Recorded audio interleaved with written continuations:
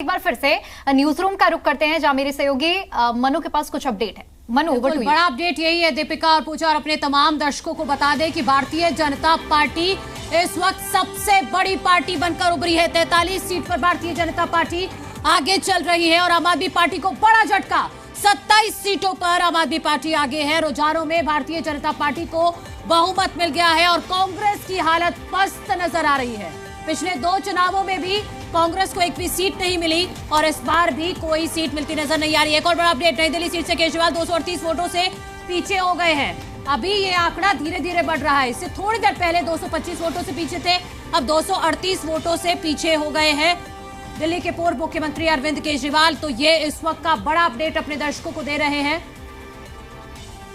Bharatiya Janata party यहां पर 43 सीटों पर आगे चल रही है। एक बहुत बड़ा गेंद 2020 से भारतीय जनता पार्टी को यहां पर, और ये देखिए चुनाव आयोग के आंकड़े हम आपको बता रहे हैं। भारतीय जनता पार्टी 41 यानी कि चुनाव आयोग के आंकड़ों के मुताबिक भी सबसे बड़ी पार्टी भारतीय जनता पार्टी बन गई है। आम आदमी पार्टी 29 सीटों पर आगे चल रही है। ये चुनाव आयोग का आंकड़ा है। ये जो आंकड़ा इस वक्त आप जी दिल्ली एनसीआर हरियाणा की स्क्रीन पर देख रहे हैं, यह आंकड़ा चुनाव आयोग का है। 41 सीटों पर भारतीय जनता पार्टी यहां पर नजर आ रही है और आम आदमी पार्टी 29 सीटों पर आगे है। यानी कि चुनाव आयोग के आंकड़ों के मुताबिक भारतीय जनता पार्टी की सरकार दिल्ली में स्पष्ट तौर पर बनती हुई दिखाई दे रही है। 2020 के मुकाबले बहुत बड़ा झटका, बहुत बड़ा लॉस आम आदमी पार्टी को यहां पर हो रहा है। 62 सीटें आम आदमी पार्टी के पास थी 2020 में और 27 पर आम आदमी पार्टी फिलहाल आगे चल रही है।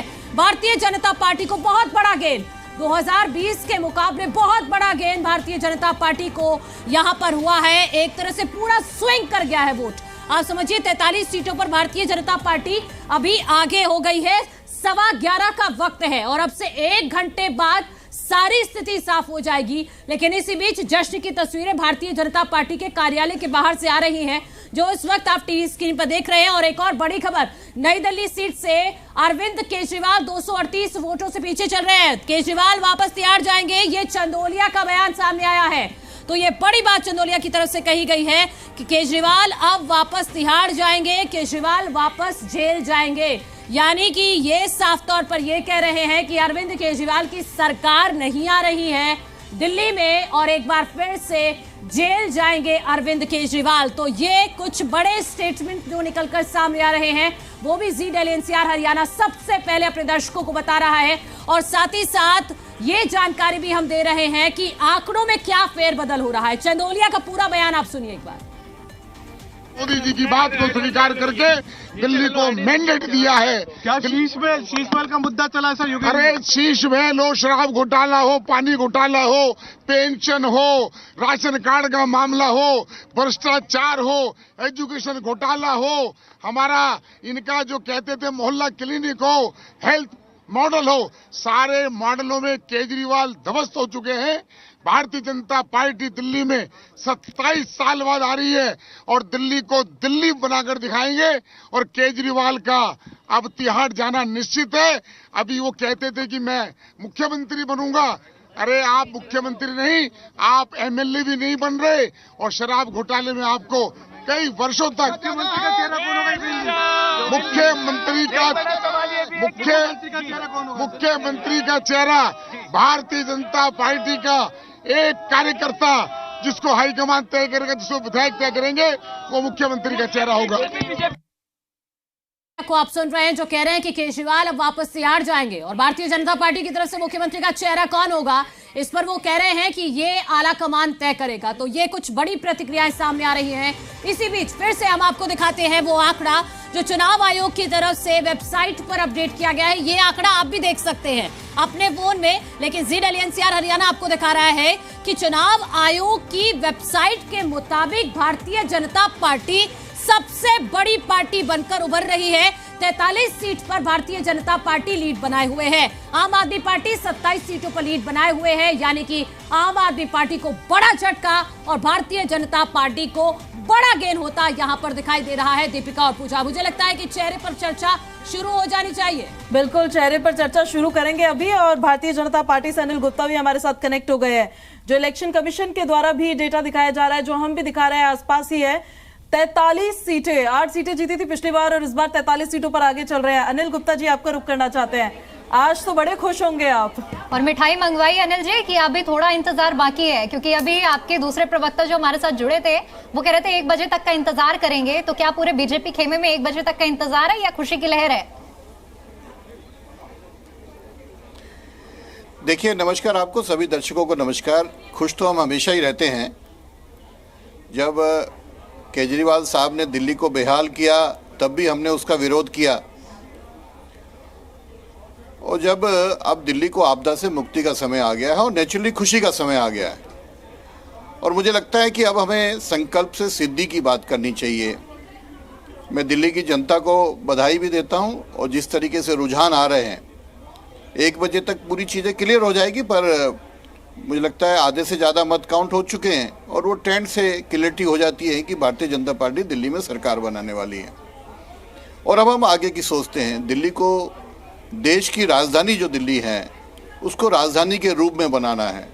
जिस तरीके से 2014 में, 2019 में हमने अपने संकल्प पत्र के पूर्णतः चीज़ों को तय किया, उनको लागू किया, इसी तरीके से जो दिल्ली के लिए हमने अपना संकल्प पत्र बनाया है, मुझे लगता है कि हम कल से ही उस पर काम करना शुरू करेंगे।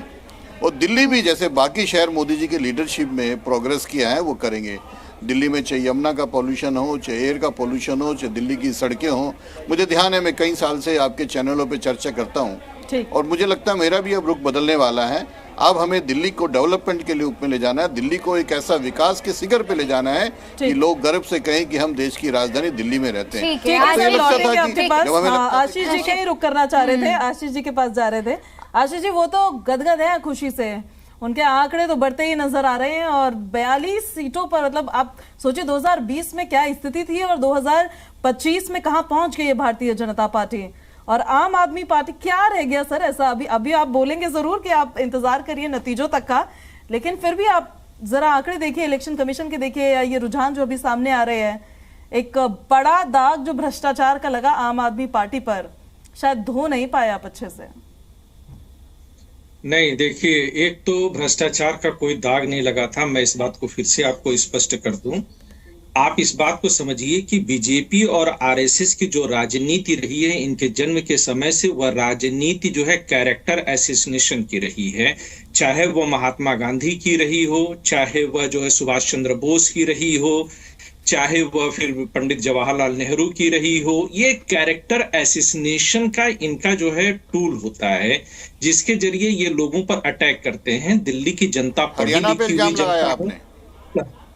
जी, इल्जाम नहीं लगा रहा हूं। आप चाहिए तो इस पर मैं खुल करके हम लोग बात कर सकते हैं, मैं तमाम सबूतों के साथ बात कर सकता हूं। आज तो सच बोलिए, आज तो सच। सर, ओवरऑल तो ऐसा नजर आया कि स्क्रीन पर ज्यादा रही आम आदमी पार्टी, ग्राउंड पर उतनी रही नहीं। इस वजह से इस तरह के नतीजे तो नहीं बोलेंगे, रुझान सामने आ रहे हैं तो सच ही बोलूंगा, ठीक है ना। आप उस पर बिल्कुल जो है निर्द्वंद रहिए।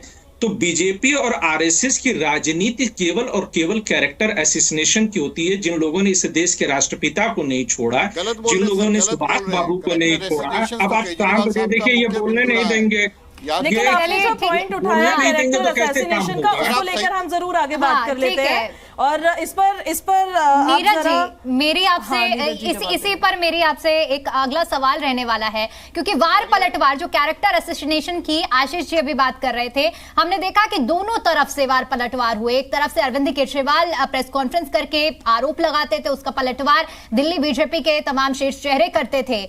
लेकिन जो दिल्ली की जनता ने मैसेज दिया है कि वो उन्हें इससे फर्क नहीं पड़ता, चाहे हम बात करें, जैसे कि ये कहा गया कि अगर बीजेपी सत्ता में आई तो सारे विकास कार्य रोक दिए जाएंगे, लेकिन दूसरी तरफ से बीजेपी ने दावा किया कि भाई हम आएंगे तो सारी सुविधाएं चालू रहेंगी।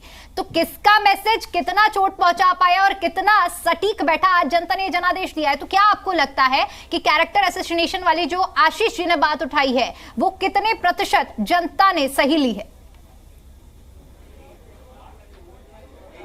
लेकिन मुझे लगता है कि जो वोट परसेंटेज कांग्रेस का बढ़ रहा है वो निश्चित रूप से वो वोट परसेंट आम आदमी पार्टी का ठीक है, कांग्रेस की तरफ गया है। नीरज जी रोकना चाहेंगे और अन्ना हजारे क्या कुछ कह रहे हैं।